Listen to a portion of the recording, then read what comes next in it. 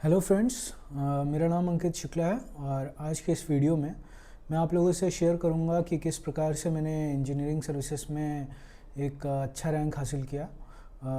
2025 में मैंने दिया था और जिसमें मुझे 41 रैंक मिला था और ये जो है मैंने जॉब के साथ ही किया है।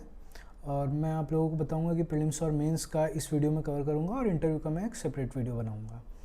तो बात करते हैं सीधा प्रीलिम्स की तैयारी पर। तो प्रीलिम्स का तैयारी यदि आपने कोई भी कोर्स कर लिया है कोई कोचिंग से या फिर आप सेल्फ स्टडी भी कर रहे हैं, स्ट्रेटेजी से आपको ज़्यादा से ज़्यादा मैक्सिमाइज मार्क्स ले आया जाए प्रीलिम्स में, मैं वो बताता हूँ सबसे पहले। तो देखिए सर, करना क्या है कि जो प्रीलिम्स है, प्रीलिम्स पे ज़्यादा फोकस करना है PYQs पे, और टेस्ट सीरीज़ 1 या 2 दे दीजिए अगर ऑनलाइन या ऑफलाइन दे रहे हैं, just for your experience. Otherwise अगर आपने पहले अपीयर कर चुका है तब तो आपको देने की ज़रूरत ही नहीं है, because you know the environment.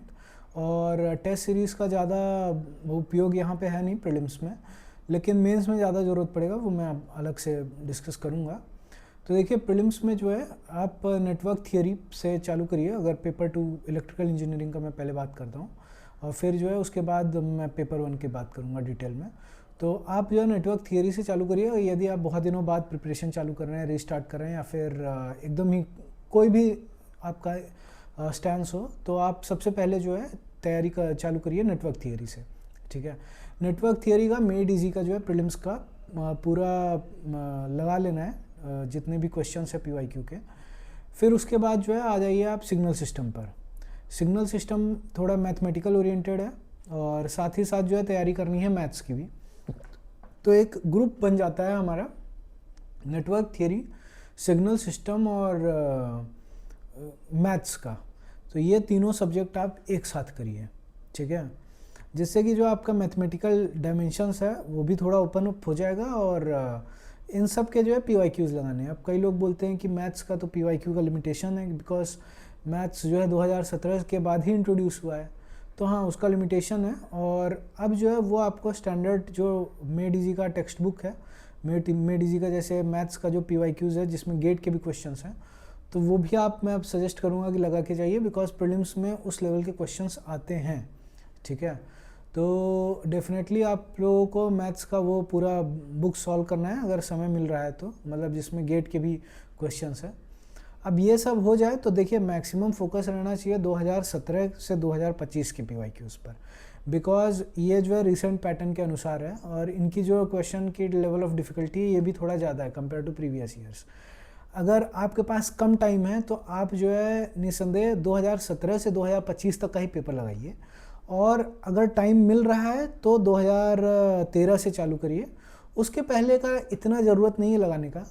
मेरा बस यही सबसे इम्पॉर्टेंट चीज़ है इलेक्ट्रिकल इंजीनियरिंग के लिए कि देखिए PYQs में टोटल अगर आप क्वेश्चन देखें 2000 से लेके, तो लगभग जो है ना दोनों पेपर वॉल्यूम 1 और वॉल्यूम 2 अगर मिलाएंगे, 6 सब्जेक्ट 12 सब्जेक्ट हैं टोटल, तो 5 to 6,000 क्वेश्चन बन जाते हैं। आपको उतना करने का ज़रूरत नहीं है। आप जो है 2013 से 2026 तक के सवाल लगा लीजिए और उसको जो है ना 2-3 बार लगाइए, जिससे कि आपको जो है एकदम दिमाग में वो बैठ जाए। और न्यूमेरिकल्स कुछ ऐसे न्यूमेरिकल्स हैं जो एकदम रिपीट हुए हैं and they are very much unsolvable during exam. तो वो जो है ना आपको एक जो एक्सपीरियंस है वो मिलेगा सिर्फ और सिर्फ PYQs लगा के, बिकॉज PYQ जब आप लगाए रहेंगे तो आपको याद रहेगा कि अच्छा हाँ इसका तो आंसर जो है B ही है। मतलब न्यूमेरिकल्स का भी आंसर कई बार याद हो जाता है। मटेरियल साइंस में इतने न्यूमेरिकल्स नहीं पूछे जाते हैं, और कुछ उसके हैं 1-2 जो बोहर मैग्नेट्रॉन के क्वेश्चंस हैं वो सब डिफ़िकल्ट हैं, ड्यूरिंग एग्ज़ाम सॉल्व करना बहुत कठिन है उसको। तो यदि आप उसके याद कर लिए हैं इतनी बार लगा के, तो आपको जो है सहयोग करेगा ज़्यादा मैक्सिमम मार्क्स फेच करने में। ये उसके बाद जो है नेक्स्ट स्ट्रेटजी है अपना, पहला ये 3 सब्जेक्ट मैंने बता दिया, नेटवर्क थियरी, मैथ्स और सिग्नल सिस्टम।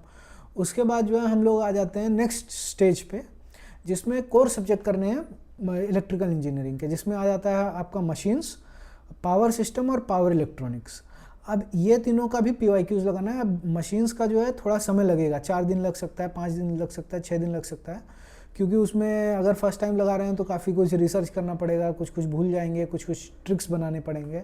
ट्रिक्स का भी मैं बताऊंगा कि रिवीजन और फार्मूलेज वो सब कैसे करने हैं। आप देख सकते हो कि मेरे पीछे काफ़ी सारा फार्मूलाज लिखा हुआ है, तो ये सब का भी मैं स्ट्रेटजी आप लोगों से शेयर करूँगा। लेकिन अभी जो है देखिए मशीन्स, पावर सिस्टम और पावर इलेक्ट्रॉनिक्स, इनको जो है अच्छा खासा दिन दीजिए। यदि आप पहले से ही कर चुके हैं तो आपका मशीन्स जो है 6-7 दिन में हो जाएगा, ठीक है। वरना एकदम ही फ्रेश चालू करें तो मे बी हर एक सब्जेक्ट को ही 3-3 दिन लग जाए, ठीक है। अब लोग गलती क्या करते हैं प्रीलिम्स के प्रिपरेशन में, वो लोग करने लगते हैं मेंस लेवल का क्वेश्चन। अब एफिशिएंसी और वोल्टेज रेगुलेशन का सवाल प्रीलिम्स में भी पूछा जाता है और मेंस में भी पूछा जाता है, बट प्रीलिम्स में जो है वो एक आध बार पूछेगा, और यदि आप नहीं निकाल पा रहे हैं ड्यू टू टाइम कंस्ट्रेंट, जो कि एक्चुअल में होगा भी, तो उसमें कोई घबराने वाली चीज़ नहीं है। उसका आप थियरी पे ज़्यादा फोकस करिए, जो स्टेटमेंट्स वाले चीज़ें हैं उन पे ज़्यादा फोकस करिए, इन डेप्थ को कॉन्सेप्ट में समझने की कोशिश करिए। गेट के पर्सपेक्टिव से इंजीनियरिंग सर्विसेज का प्रीलिम्स की तैयारी नहीं की जाएगी, और वो हो भी नहीं सकता है possible, because GATE is more kind of numerical oriented and prelims is kind of theoretical oriented. Maximum जो अभी कल ही जो पेपर हुआ है 8 फरवरी को, उसमें मैक्सिमम क्वेश्चंस थियरी बेस्ड पूछे गए हैं। तो यदि आपका थियरी पे ग्रिप है, यदि आप स्टेटमेंट्स को एक दफ़ा में पढ़ के समझ जा रहे हैं कि ये सही है कि गलत है, ये आपको ज़्यादा एग्जाम में मदद करेगा। तो ये जो है PYQ से ही समझ में आएगा आप लोगों को, है ना। फिर उसके बाद जो है ये यदि core subject power system, power electronics और मशीन्स ये अच्छे तरीके से ग्रिप में आ जाता है। पावर इलेक्ट्रॉनिक्स में खास करके ध्यान देना है, जो रेजोनेंट कन्वर्टर वाले क्वेश्चंस हैं, जो मिसलेनियस टॉपिक्स के क्वेश्चंस हैं, वो सब करके जाने हैं। वो सब ऐसे नहीं है कि वो छोड़ देना है, वो रिपीटेडली पूछ लेता है कहीं। फ्लाई बैक कन्वर्टर हो गया, SMPS पे हो गए, डिवाइसेस ऑफ पावर इलेक्ट्रॉनिक्स, ये सब गेट में इनके बहुत कम महत्व हैं, बट आपको इंजीनियरिंग सर्विसेज में इसको अच्छे तरीके से करके जाना है। अब उसके बाद जो नेक्स्ट सेट ऑफ सब्जेक्ट्स है वो हमारा आ जाता है एनालॉग हो गया, मेजरमेंट हो गया और मटेरियल साइंस।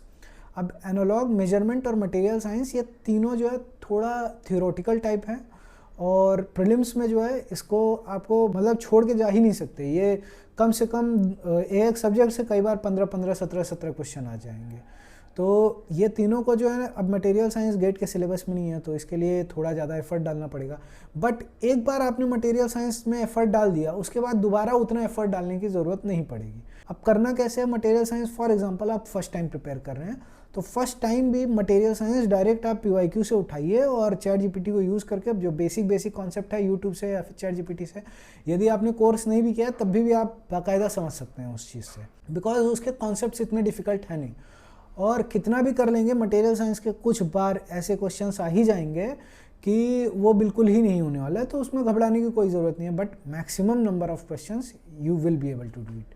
अब देखिए मेजरमेंट में थोड़ा गेट का बहुत कम वेटेज दिया जाता है, बट इंजीनियरिंग सर्विसेज में काफ़ी ज़्यादा वेटेज है, तो इसमें जो है थोड़ा ध्यान दे के करना है ना। उसके बाद जो है एनालॉग लोग छोड़ देते हैं, सोचते हैं कि गेट में तो एक आध ही क्वेश्चन आता है, बट वो वाली गलती यहाँ पर नहीं कर सकते हैं हम लोग, है ना। एनालॉग के भर के क्वेश्चन आएंगे, और BJT, MOSFET, FET, इन सब के जो एलिमेंट के डायग्राम्स हैं वो सब अच्छे तरीके से देख के जाने। और ऑप एम्प हो गया, ऑप एम्प के कैरेक्टरिस्टिक्स सब, इसमें डायरेक्टली न्यूमेरिकल्स नहीं पूछेगा, थ्योरी बेस्ड ज़्यादा पूछेगा। अब जो नेक्स्ट सेट ऑफ हमारा ग्रुप है टेक्निकल का, वो आ जाता है माइक्रो प्रोसेसर, कंप्यूटर फंडामेंटल के बाद कम्युनिकेशन और डिजिटल, ठीक है। तो ये वाला जो है हमारा कंप्लीट हो जाता है कुल मिला के जितने भी हैं, और एक EMFT छूट गया है, EMFT भी। तो इन सब के जो है 3-4 क्वेश्चंस पूछे जाएंगे, कभी कभी तो कम्युनिकेशन का 5-10 सवाल भी पूछ लिया गया है, बट आमतौर पे 3-4 क्वेश्चंस हर एक के पूछे जाएंगे। अब कंप्यूटर फंडामेंटल को कैसे करना है, PYQ से आप जो है, जैसे PYQ में अगर स्पूलिंग वर्ड आ गया, पाइपलाइनिंग वर्ड आ गया, थ्रैशिंग वर्ड आ गया, ठीक है। आप कोई मान लीजिए कोर्स नहीं किए हैं, आप सीधा ChatGPT से देख लीजिए या फिर यूट्यूब का वीडियो देख लीजिए कि अच्छा ये सब टर्मिनोलॉजीज होते क्या हैं, कैसे कंप्यूटर काम करता है। यदि आप कंप्यूटर फंडामेंटल, आपने पूरा गेट का कोर्स कर लिया है, लेकिन आप सिर्फ कंप्यूटर फंडामेंटल या माइक्रो प्रोसेसर सीखना चाहते हैं, तो इन सब का क्या काम करिए, मेड इजी का मॉड्यूल कोर्सेस आता है जो कि पर सब्जेक्ट वाइज है, वो 2-3 हज़ार रुपये का रहता है, वो आप कोर्स कर लीजिए जिससे कि आपको थोड़ा ग्रिप मिल जाए, है ना। और जो डिजिटल EMFT इन सब का तो PYQs लगा के ही हो जाएगा। EMFT के लिए बस मैं रिकमेंड करूँगा कि जो SEDQ की बुक आती है वो आप वहाँ से फार्मूलाज वगैरह देख के जाइए, वो मेंस में भी हेल्पफुल रहेगा, और डायरेक्ट क्वेश्चंस जो है डायरेक्टली उसके सॉल्व एग्जांपल से बन के आ जाते हैं। ये हो गया इलेक्ट्रिकल इंजीनियरिंग का प्रीलिम्स का स्ट्रेटजी। इसमें देखिए हर बार जो है मार्क्स वेरिएशन होता है। अब मैंने 2024 में जो 25 में दिया था पेपर, तो उसमें मुझे 216 मिले थे, और कल ही मैंने 2026 का भी पेपर दिया, तो इसमें जो है मिल रहे हैं 160 के तकरीबन। Variation in marks will happen due to difficulty level. तो आप जो है ये दिमाग में पहले से मत बना लीजिए कि अरे टेस्ट सीरीज़ में मुझे इतना मिल रहा था, यहाँ पे कम ज़्यादा हो गया है, वो सब। और कोई पेपर कई बार का इजी आएगा, जैसे 2023 का बहुत डिफ़िकल्ट था और कट ऑफ भी उस बार कम गया था, तो कट ऑफ मैनेज कर लेगा, और अल्टीमेटली रैंक जो है सबका रिलेटिव रहता है, तो आपको मार्क्स के पीछे इसमें भागने की ज़रूरत नहीं है कि अच्छा कितना मार्क्स ले आ जाए कितना। एक ऑप्टिमम मार्क्स जो एक एवरेज पेपर में आ जाता है इलेक्ट्रिकल इंजीनियरिंग के, 180 इज़ अ गुड मार्क्स। अगर बहुत ज़्यादा डिफिकल्ट हो गया तो 160 will be good marks, 150 will be good marks. और जो अमूमन कट ऑफ जाता है दोनों पेपर मिला के, पेपर 1 और पेपर 2, वो जाता है लगभग 220 तक, ठीक है। तो 220 230 इज़ अ सेफ स्कोर। 2019-2020 में जो है 238 250 तक भी गया है, 2017 में जब आया था। बट अभी जो है उतना इजी पेपर नहीं आ रहा है। अगर अभी का आप ट्रेंड देखें कट ऑफ का, तो लगभग जो है 250 के ऊपर बहुत ही कम जाता है। आपको 230 240 अगर आ जा रहा है तो मतलब आप समझ जाइए कि कट ऑफ क्लियर हो चुका है। बट स्टिल आपको जो है पेपर 1 और पेपर 2 जब देकर आएंगे तो उसके बाद रिलेटिवली कैसा लोगों का गया है उसके थ्रू आइडिया मिल जाएगा। अब चलिए बात करते हैं पेपर 1 का। तो पेपर 1 में आपको क्या करना है कि पेपर 1 में देखिए जो सबसे ज़्यादा स्कोरिंग है वो है मैथ्स और एप्टीट्यूड। लेकिन अब 2026 का जो पेपर दिया था उसमें मैथ्स और एप्टीट्यूड भी स्कोरिंग नहीं हो पाया, because questions were very difficult and to solve in time constraint, that was challenging, ठीक है। क्वेश्चन ऐसे अनलिमिटेड टाइम फ्रेम में दिया, बहुत आराम से लग जाएगा, इतना कोई वो नहीं है, लेकिन कुछ क्वेश्चंस बिल्कुल ही नहीं लग पाएंगे उस टाइम फ्रेम में। तो मैथ्स और एप्टीट्यूड स्कोरिंग है, but sometimes they may betray you. उसके बाद नेक्स्ट जो टॉपिक है वो है एथिक्स और ड्राइंग। तो एथिक्स और ड्राइंग ये भी काफ़ी ज़्यादा स्कोरिंग मैं मानता हूँ। उसके पहले मैं आप लोगों से ये भी शेयर कर देता हूँ कि मैंने किस प्रकार से पेपर 1 का प्रिपरेशन किया था। पेपर 1 का मैंने कोई भी मेडिजी का कोर्स नहीं किया है, तो उसको जो है मैं मेडिजी का जो पोस्टल बुक आता है वो मैंने अमेज़ॉन से मंगवा लिया था, ठीक है, और उसको ही पढ़ लिया था, और जो PYQs है वो सॉल्व कर लिया था। और यदि कोई कॉन्सेप्ट नहीं समझ में आया तो as usual chat GPT use करना है, और यूट्यूब पे कोई वीडियोज़ हैं तो वो देख लेना है। एंड में जब भी पेपर जस्ट होने ही वाला था, मतलब 1 वीक पहले समझ जाइए कि मेड इजी जो है लॉन्च करता है मैराथन यूट्यूब वीडियोस, 3-3 घंटे के रहते हैं उसके, जैसे ड्राइंग का 3 घंटे का। तो वो इतना बढ़िया तरीके से रिवीजन हो जाता है उसमें कि मज़ा ही आ जाएगा। मतलब आप लोगों को कुछ ज़्यादा रिवाइज़ करने का टेंशन लेने का ज़रूरत नहीं है कि पेपर 1 कहाँ से रिवाइज़ करूँ, ठीक है। मैंने वो वीडियोस अच्छे तरीके से देख के गए थे, और वो जो है ना काफ़ी मुझे एग्ज़ाम टाइम में हेल्प करता है, ठीक है। दोनों ही साल मैंने यही किया था, 2025 में भी और अभी जो कल का प्रीलिम्स दिया उसमें भी। तो आपको ये ध्यान में रखना है कि वो मैराथन वीडियो बहुत ज़्यादा इंपॉर्टेंट है, पोस्टल कोर्स का जो बुक है वो ज़्यादा इंपॉर्टेंट है। 2-250 घंटे का कोर्स करने की कोई आवश्यकता नहीं है, ठीक है। और दोनों ही बार मेरे जो मार्क्स हैं वो लगभग 90 के आसपास ही हैं। तो 90 के आसपास मार्क्स ले आने के लिए यही मैंने स्ट्रेटेजी यूज़ किया है। अब कई लोग जो है पेपर 1 में बहुत ज़्यादा टाइम इन्वेस्ट कर देते हैं, बट उतना प्रोपोर्शनेटली मार्क्स नहीं आ पाएगा, बिकॉज पेपर 1 में जो सबसे इंपॉर्टेंट चीज़ होता है सॉल्व करने के लिए वो चाहिए कॉमन सेंस, ठीक है, ड्यूरिंग एग्जामिनेशन। तो वो आप खुले दिमाग से सॉल्व करिए। काफ़ी सारे नए क्वेश्चंस आएंगे जो कि आप जो है बेसिक माइंडसेट लगाएंगे तो आराम से हो जाएगा। जो क्वेश्चन सॉल्विंग वो स्किल बेसिकली डेवलप करना है कि अच्छा, जैसे कि maximum time all of the correct हो सकता है, और जो बेसिक स्ट्रेटेजी है कि अच्छा ऑप्शन एलिमिनेशन टेक्निक आप PYQ से ही सीखेंगे। और जो PYQ की बुक आती है मेडिजी की, जिसमें ऑलमोस्ट 10 ईयर्स का आपको पेपर मिल जाएगा, तो वो आप अच्छे तरीके से लगा के जाइए, और again same thing multiple times उसको लगाना है। तो अब ये बात कर लिए हम लोग कि एप्टीट्यूड और मैथ्स, एथिक्स और ड्राइंग, ये 4 सब्जेक्ट स्कोरिंग है।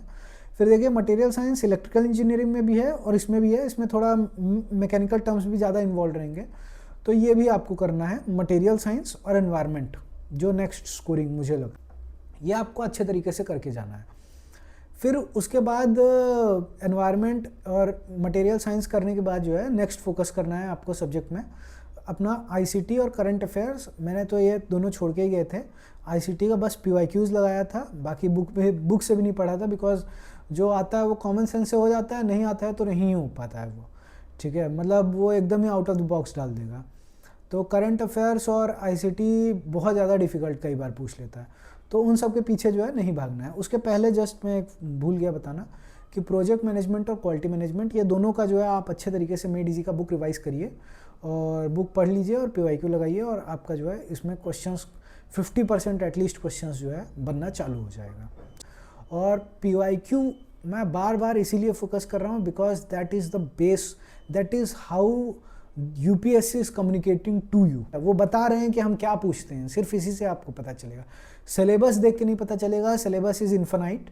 तो आपको यदि अच्छे से करना है तो यही जो मैं बता रहा हूँ PYQ, इसी को मल्टीपल टाइम्स 3-4 टाइम्स लगा के जाइए। कोई टेस्ट सीरीज़ की ज़रूरत नहीं है प्रीलिम्स में। और पेपर, अब बात करते हैं पेपर कैसे सॉल्व किया जाएगा। देखिए, पेपर में 2 घंटे आपको मिलेंगे पेपर 1 सॉल्व करने के लिए और 3 घंटे पेपर 2। तो पेपर 1 में पहला 1 घंटे में जो है आप इजी क्वेश्चन जो 1 टाइम में पढ़ के हो जाएंगे, जिसमें जो है कैलकुलेशंस नहीं इन्वॉल्व है, वो आप पहले करिए। बिकॉज माइंड जो है mentally you should not be exhausted by doing aptitude और मैथ्स। तो ये वाले आप पहले ही कर लीजिए। तो 1 गो में अराउंड 1 आवर लगता है पूरा पेपर देखने में, जिसमें आप मैक्सिमम क्वेश्चंस मैथमेटिकल हो गए वो आपको स्किप करना है, मैथ्स और एप्टीट्यूड। तो 1 घंटे में जो है मैक्सिमम थियोरेटिकल क्वेश्चंस हो जाएंगे। फिर लास्ट के जो है 40 मिनट में मैथ्स और एप्टीट्यूड लगाना है, और लास्ट के 10 मिनट्स में आप OMR भर लीजिए। उसके बाद जो है जो टाइम बचता है उसमें बाकी के क्वेश्चंस करने हैं। मैं ऐसे सॉल्व करता था, कई लोग OMR फिलिंग साइमल्टेनियसली करते हैं, it is up to you. But मैं जो है काफ़ी प्रिकॉशनरी मेजर्स लेके आराम से इत्मीनान से MCQ का OMR भरता था। तो जैसा आपको सूटेबल लगे उस वक्त वैसा आप सॉल्व करिएगा OMR का फिलिंग। नेक्स्ट जो टेक्निकल वाला है, टेक्निकल वाले में आप पहले ये असेस कर लीजिए कि क्वेश्चन पेपर डिफ़िकल्ट आया है कि इजी आया है। बिकॉज यदि इजी आया है तब आप जो है, और वो पता चल जाएगा बिकॉज आपका जो एक्सपीरियंस है ना PYQs लगाने का, आपको बता देगा कि पेपर जो है डिफ़िकल्ट आया है कि इजी आया है। तो जब आपका ये असेसमेंट हो जाए, only go with easy question first. आपको मे बी मशीन्स का क्वेश्चन हो जो एफिशिएंसी वाला हो, जो स्पीड कंट्रोल वाला हो, वो आपको लग जाए, but that will take your 3 to 4 minutes and there are 150 questions which need to be solved in 180 minutes। तो टाइम कंस्ट्रेंट जो है बहुत इंपॉर्टेंट है इसमें। तो कई सारे क्वेश्चंस छूटेंगे। एक बेस्ट अटेम्प्ट माना जाता है कि 125-130 क्वेश्चंस यदि आप कर ले रहे हैं, बेहतरीन अटेम्प्ट मैं बोलूँगा कि पेपर 2 में है। और पेपर 1 में 70 के ऊपर अटेम्प्ट यदि जा रहा है तो एक अच्छा अटेम्प्ट माना जाएगा उसमें भी। तो अब बात करते हैं मेंस का स्ट्रेटेजी को लेके। तो मेंस में जो है, जैसा कि जानते हैं कि 2 पेपर रहेगा और 300-300 नंबर के रहेंगे, और उसमें भी 2 सेक्शन रहेगा, सेक्शन A और सेक्शन B। तो 1 और 5 तो कंपलसरी हो जाएगा, और बाकी बचे हुए क्वेश्चंस में आपको चॉइसेस मिलते हैं। तो अब इसमें सिलेक्शन ऑफ क्वेश्चंस बहुत इंपॉर्टेंट होता है, जो कि आपको अनुभव लेना है। सिर्फ और सिर्फ टेस्ट सीरीज़ ही ये दे पाएगा, बता पाएगा कि कौन सा है, या फिर PYQs अगर आप एज ए टेस्ट सीरीज़ लगाते हैं तो उससे आपको पता चल जाएगा। तो 2012 से लेकर 2026 तक का पेपर आप 14 साल का लगा के जाइए, और इसको मल्टीपल टाइम्स लगाइए 2-3 बार। और क्योंकि 4 महीने मिले हैं इस बार, तो आराम से जो है 2-3 बार लग जाएगा। PYQs है वो पूरा मेड इजी का आपको सॉल्व करना है मेंस का। तो PYQ, और यहाँ पे PYQ इम्पॉर्टेंट रोल प्ले करता है। अब इसमें भी मेंस के भी आपको व्हाट्सएप ग्रुप बना लेने हैं। यदि आपको कोई लगता है कि इंपॉर्टेंट क्वेश्चन है टेस्ट सीरीज़ का, या फिर इंपॉर्टेंट क्वेश्चन है PYQs का, तो वो आप फ़ोटो खींच के डाल दीजिए कि अच्छा इसको मैं मल्टीपल टाइम्स रिवाइज़ करना है, या फिर ये इसमें जाते वक्त लास्ट में भी एग्ज़ाम में भी अच्छा ये वाला चीज़ इस क्वेश्चन में ध्यान देने वाली चीज़ है। तो ये सब जो है इंपॉर्टेंट फार्मूलाज है, तो उसी बुक में लिख दीजिए और उसका भी फ़ोटो ले लीजिए। सिली मिस्टेक्स जो हो रहे हैं उसका भी वो भी आप ग्रुप में डालिए कि यहाँ पर मैं कई बार जो है ये वाला पर्टिकुलर फार्मूला लगाता हूँ तो √2 लेना भूल जाता हूँ, या फिर स्क्वायर रूट लेना भूल जाता हूँ। तो ये सब जो है आप उसमें लिख सकते हो, ठीक है। तो मतलब व्हाट्सएप में जो सिली मिस्टेक्स हैं वो, फिर PYQs में अगर कोई इंपॉर्टेंट क्वेश्चन है, और टेस्ट सीरीज़ के इंपॉर्टेंट क्वेश्चन, इन सब का जो है कंसोलिडेशन सब्जेक्ट वाइज ग्रुप में बन जाएगा, जिससे कि आपका अच्छा नंबर बन सकता है। इसमें अच्छा स्कोर करना है यदि आपको मेंस में, तो ये सारा चीज़ें आपको स्ट्रेटजी यूज़ करनी है। और टेस्ट सीरीज़ में जो नंबर मिल रहे हैं, मान के चलिए कि पेपर जो है अगर एक नॉर्मल लेवल का टेस्ट सीरीज़ लेवल का ही आता है, तो लगभग उतना ही मिलेगा। और and 170 in both paper is excellent marks. 2025 का डिफ़िकल्टी काफ़ी ज़्यादा था, बट 170 मार्क्स यदि आप लेकर आ रहे हैं, आपका टोटल 340 के ऊपर जा रहा है, अगर 180 190 मिल रहा है तो बहुत अच्छी बात है। लोग 400 का भी टारगेट रखते हैं, बट मिनिमम जो है आपको क्राइटेरिया सेट करना है कि at least you should get 170 in order to get yourself in the merit. ठीक है, तो ये सब चीज़ों का ध्यान रखते हुए जो है यदि आप करेंगे तैयारी तो इसमें भी अच्छा नंबर मिलेगा। तो ये रेंज में आपको अटेम्प्ट रखना है, और ऐसे ही आपको जो मैंने अभी तक बताया ये स्ट्रेटेजी रखनी है। तो अब बात करते हैं फार्मूलाज को याद रखने का, और ड्यूरिंग प्रिपरेशन जो कुछ छोटी छोटी चीज़ें होती हैं तो उनको कैसे टैकल किया जाए। फॉर एग्जांपल कई बार जो है इंसान सिग्नल सिस्टम या फिर पावर इलेक्ट्रॉनिक्स का फार्मूला भूल जाता है, तो आपको कुछ नहीं करना है, मेडिजी का जो हैंडबुक आता है उसको बहुत अच्छे से आप करके जाइए। मैं यूजुअली फार्मूलाज वहीं से रिवाइज़ करता था, और यदि आप कोई भी क्वेश्चंस इंपॉर्टेंट लगता है तो वो इंपॉर्टेंट क्वेश्चन को जो है आप एक व्हाट्सएप ग्रुप्स बना लीजिए हर एक सब्जेक्ट का, और उस ग्रुप में जो है फ़ोटो खींच के उसका डाल दीजिए। तो एंड टाइम में जब रिवीजन करना रहेगा तो वो इंपॉर्टेंट क्वेश्चंस का आपका रिवीजन हो जाएगा। ठीक है, यदि आपके पास बड़ा रूम है या फिर एक्सेस मिल पा रहा है तो ऐसे जो है अमेज़ॉन से मैंने ये स्टिकर्स मंगवाए थे, 6x2 फीट के हैं, तो इन सब पे जो है ये रिमूवेबल है, और कलरफुल मार्कर से मैंने यहाँ पर लिख दिया है अच्छे तरीके से, तो वो आप लोग भी ये चीज़ कर सकते हैं, और ये इरेजेबल है आराम से। तो ये वाला स्ट्रैटेजी यूज़ कर सकते हैं फार्मूलाज को बार बार रिवाइज़ करने के लिए। अब मैं कई बार जो है जब सॉल्व करता था, PYQs की बुक लगाता था, तो ये जो है डायरेक्टली मैं देख लेता था। उसके बाद जो व्हाट्सएप वाला चीज़ मैंने बताया, व्हाट्सएप में आप वीडियो नोट भी छोटा सा बना सकते हैं कि ये वाला जो है ऐसे ऐसे करना है, अपने वर्ड्स में बोल दीजिए, जिससे कि आपको जो है एंड में रिकलेक्ट कर लें। कोई कॉन्सेप्ट है या फिर कोई इंपॉर्टेंट रिवीजन चीज़ है जो कई बार आपसे मिस आउट हो जाता है, याद नहीं आता है, तो instead of writing in a book जहाँ पे आपको बार बार पलटना पड़े, यू कैन एनीवेयर, लाइक यदि आप ऑफिस में, यदि आप कार में बैठे हैं तो आप देख सकते हैं, कहीं पे भी जा रहे हैं तो आप you can watch while travelling, की कैब में है और देख लिया कि ठीक है पर्टिकुलर सब्जेक्ट का रिवीजन हो गया, क्योंकि वो करने में ना बहुत कम समय लगता है। जो कई बार जो है ना क्वेश्चंस में मैं मेंशन कर देता था कि this is a trap question, या फिर यहाँ पे एक कैच है, या फिर इस क्वेश्चन को याद ही रखना है डायरेक्टली। कई सारे क्वेश्चंस के कॉन्सेप्ट कुछ नहीं समझ में आएगा और उसमें टाइम वेस्ट है कि वो देखना और ढूंढना। कुछ क्वेश्चंस गलत भी होते हैं यूपीएससी के, तो उसमें जो है बहुत ज़्यादा समय नहीं गंवाना है कि अच्छा इसको मैं प्रूव करने में लग गया हूँ और इसका सच आंसर मुझको जानना ही है। तो वो कई एम्बिग्यूटी वाले क्वेश्चंस भी मिलेंगे, सिंपली इग्नोर देम। ठीक है, they won't affect much at the time, may be वो एग्ज़ाम में आए ही ना वैसा वाला, तो उसमें आपको ज़्यादा समय गंवाना नहीं है। और जो ट्रैप है कि कैच है कि कुछ रिमेंबर ही करना है, उसको फोर्सफुली याद ही रखना है ब्रूट फोर्स करके कि अच्छा ये वाला चीज़ मुझे कुछ नहीं पता है, बस ये लैंजीवियन, लार्मर, ये सब बस होता है, उसके आगे पीछे का कुछ नहीं पता है। बिकॉज सब कुछ आपको कोचिंग में नहीं मिलेगा, सब कुछ आपको बुक में नहीं मिलेगा, कुछ PYQs वही रिपीट हो जाएंगे तो आपको याद ही रखना है। और एम्बिग्यूटी के क्वेश्चंस के इसमें ज़्यादा टाइम वेस्ट नहीं करना है। तो ये छोटी छोटी चीज़ें ये ध्यान में रखिए। और फार्मूला रिवीजन में मतलब जो सिग्नल सिस्टम के, पावर इलेक्ट्रॉनिक्स के, मशीन्स के जो फार्मूलाज हैं, जो इंपॉर्टेंट फार्मूलाज हैं, वो एकदम ही दिमाग में रहने चाहिए। वो यदि एग्ज़ाम के टाइम में स्लिप हो रहा है तो that means you will lose heavy marks. जो मार्क्स का जो डिफरेंस है, मेजर मार्क्स का डिफरेंस, वो सब फार्मूलाज और छोटे छोटे कॉन्सेप्ट्स इन्हीं सब की वजह से कई बार आ जाते हैं। तो बी केयरफुल ऑन दैट। यदि आपको कोई भी डाउट हो तो आप मुझको इंस्टाग्राम में पूछ सकते हैं, या फिर आप कमेंट सेक्शन में यहाँ पर भी पूछ सकते हैं। तो इस प्रकार से जो है आपको कुल मिला के पूरा पेपर लगाना है।